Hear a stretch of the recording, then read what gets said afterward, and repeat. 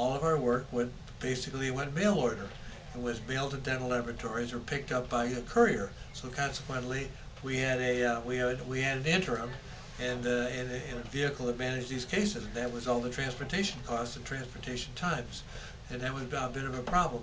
That's number one. Number two, subsequent to that, anytime any work had to be done on any of the cases that arrived back here, if we wanted something fixed, porcelain added, we have to send it back to the laboratory of origin. All right, so that's a problem. That's another vehicle that expended a lot of time and a lot of money. And then the last most important thing is in the event we have cases internally in the school and we wanted some work done on cases that were accomplished here prior to um, the laboratory uh, being inaugurated, we had no vehicle to do that. We couldn't add porcelain to crowns. We couldn't stain and glaze crowns. We had basically we were as a dental care facility who delivered restorations, but we had nothing to do with the fabrication of those restorations, nor could we intervene and improve them or do anything to mitigate the expenses.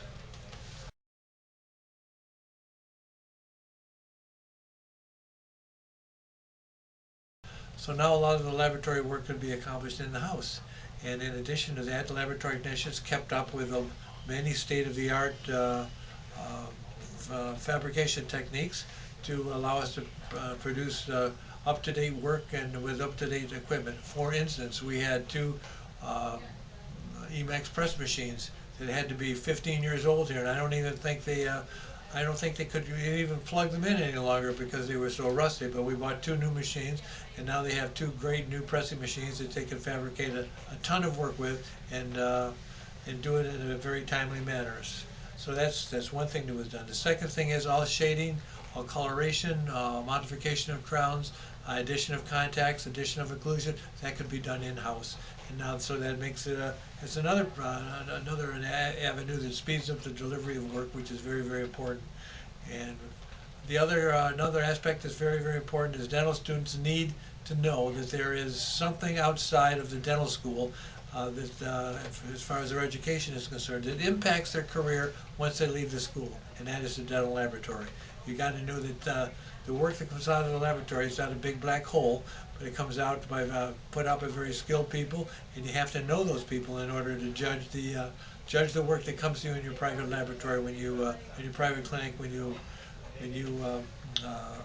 get into private practice. So it's good to be able to judge work that comes in, work with your dental laboratories, and that's another thing that we do here with our new dental laboratories. And it's working out just fine. They work out very well. Third thing is keeping up with technology. And now we've gotten to the point where we're into CAD/CAM technology, and we're scanning our works and we send them out digitally.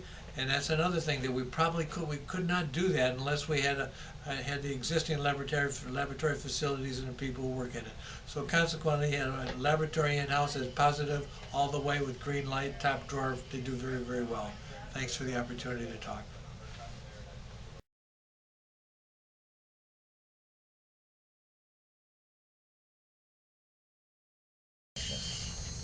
I love the fixed lab here at UB. While I love almost everything about it, there's two major things that I feel really enhance the student experience. The first one is that if I have a patient in the chair and there needs to be any adjustment made to a crown, they're always here to help us, whether that's adding contacts, getting our cases done in a very reasonable amount of time. They've always been extremely supportive of our work and will always do what they can to get it done. The biggest thing is the experience that you get here. If I do an implant case, John, D, or Deb is always here to help us with the Ginger Fast. These aren't experiences that you would get if you just sent it out somewhere randomly and hope to get the same experience. For instance, I had a crown that, for a reason or another, had some problems. They were here to explain to me why this might have happened, what we can do differently, and there was an active communication component that really emphasized we will need to communicate to a lab as future dentists when submitting our own work. This experience you wouldn't get if you put the shipping label on it and sent it somewhere else. And it's for these reasons that I really feel that having an in-house fixed lab, along with incredible personalities in this room, that truly make this a desirable option for the school.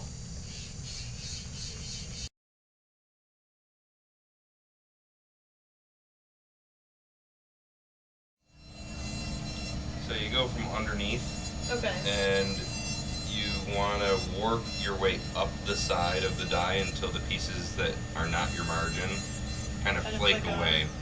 The way that this fits, you can put it halfway underneath the margin.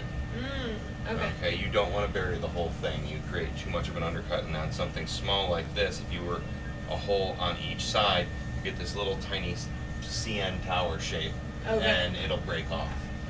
Half of the I want to call it a diamond, half the carbide underneath, Okay. and you want to stay as parallel to the pin as possible. You don't want to come at like this. Oh. Come at it like this, and the way that your burr is spinning, you can't see what it's cutting off.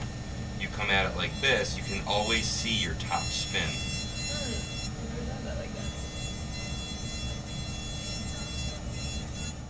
Okay. So basically, right about an inch away, like right here, is the hottest part of this course. That's what we're going to want around it. All this glue is controlling the atmosphere on this alloy. So I'm going to grab the ring. What I want you to do is, and I might touch your hand or something. So I want you to come in closer, come in closer, come in closer, and you want to be on top of it a little bit. Yeah, just about like that. And now you just want to move it around really slowly. All right, so our first indication is it's going to get bright red, bright orange. So that's what we're looking for. So that's when we know we're in a good place. See, it's starting to get bright. But you see, like that cord I was talking to you about? That's what's on there. So just going to keep on going. Now it's going to start dancing. Like this alloy starts moving around a little bit. So you want to show some love back there. All right, so now I'm going to throw some of this flux on. See how it just went like that? It all cleared up. It looks like liquid mercury. On the count of 3. 1, 2, 3. Take it out? Yep. Leave the flame on? Now you can turn it off. That's it. Oh, nice. Casting That 101. wasn't too scary. No, not at all.